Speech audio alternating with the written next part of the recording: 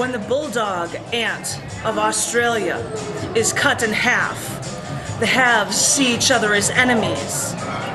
The head attempts to devour the tail, and the tail, in an effort to defend itself, battles for up to 30 minutes to sting the head.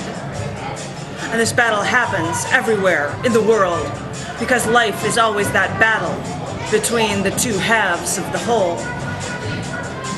Because everything contains a twin, one part good and one part you're construed into something so horribly wrong, and you want to tear it apart, that other half. You despise everything about it, everything that somehow is a part of you. So you, in life, always possess that battle. This even applies on a molecular level. Consider hydrogen. It's in our water we drink and bathe in, and atomically we're 67% hydrogen. But on November 1st, 1952, Ivy Mike was the code name for the first successful test of the hydrogen bomb.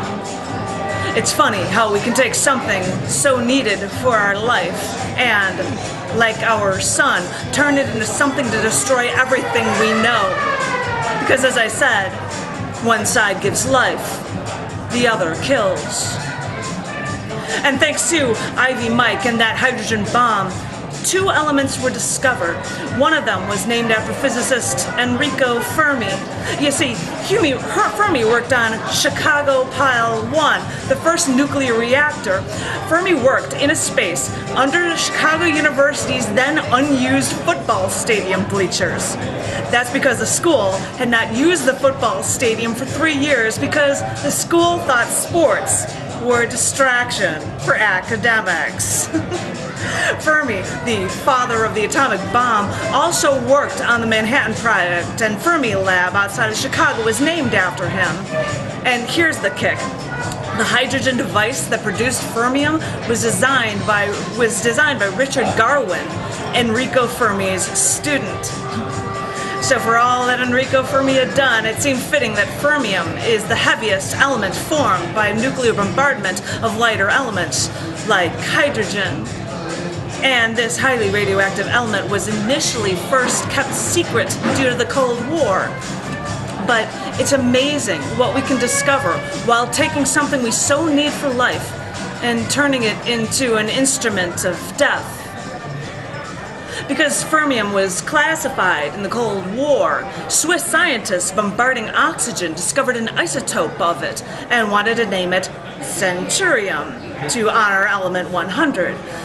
Good thing Fermi's nuclear work got declassified so they could honor Enrico Fermi with fermium. But wait, fermium is bad. It's radioactive. There can't be any good applications for it. Well, consider the 2 sides of any coin. Fermium is the only element that can use its alpha particles in radiotherapy for cancer. And yes, it's radioactive, but its short half-life means it decays quickly because, as I said, it's amazing how 2 sides can be both bad and also so good. Very nice. Thank you. And I don't know if I have any